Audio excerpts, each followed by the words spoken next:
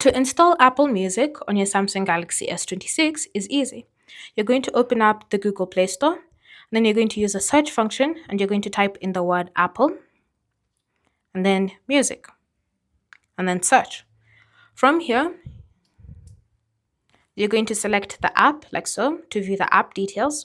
Then you're going to tap on install and wait for the app to be downloaded onto your phone.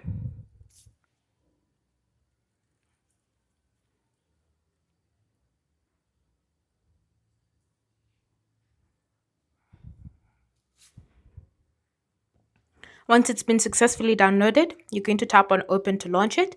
Now you just need to go through the process of setting it up, and now you can start using Apple Music once you've signed into your Apple account details on your Samsung Galaxy S26.